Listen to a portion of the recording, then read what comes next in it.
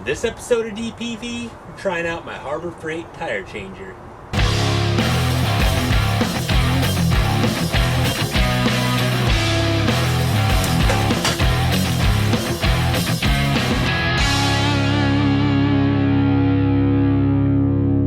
Don't know if you remember, but when I moved down to Boise, using my trailer, pulling the Jeep and all my other goodies, the spring pack bolt broke on the rear axle of my trailer and it pushed the rear axle on one side back a foot.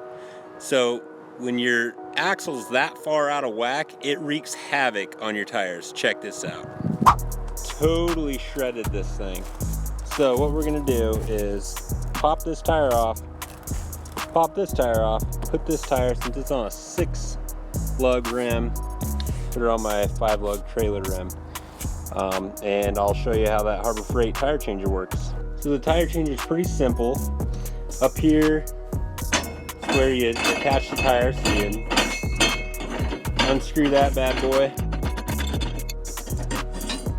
pop this guy off. This goes through one of the wheel stud holes, and then you fasten it down. That's for putting the tire on. This part is for breaking the bead. So I'll show you how that works. Now this tire changer does not like to break beads on larger tires. When I did my 38s for the Jeep, to break the bead I just had to drive on the tire with my truck. That's all I could do. Once I broke the bead, then the tire changer works to, pull the tire off the rim and remount the tire. I pulled 40s off the rims and put 38s on. So like I said, I had to drive on the tire with my truck to break the bead, but then the tire changer was able to do the rest.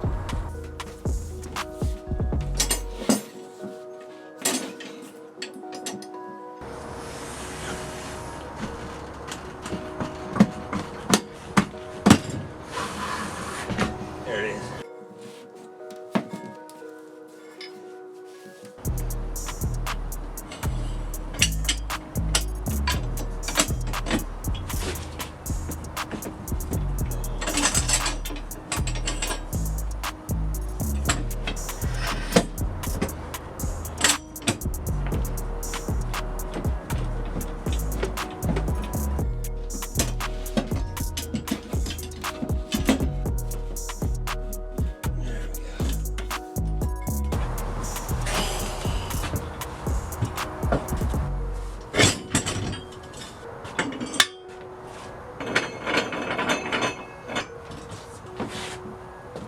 Next thing you got to do is fasten the wheel down with this guy, tighten it up with your breaker bar, put this collar on there, and then make sure this is poked through one of the wheel stud holes.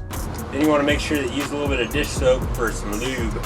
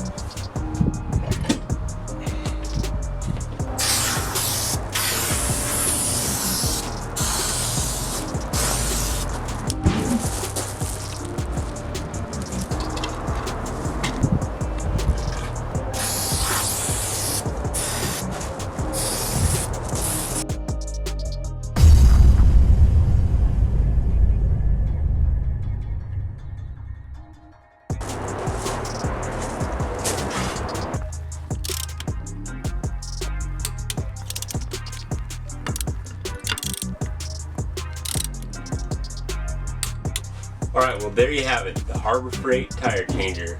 Works pretty good for what it is. Like I said, there's a size limitation. You can probably go up to like a 30 to 31 inch tire on breaking the bead down here.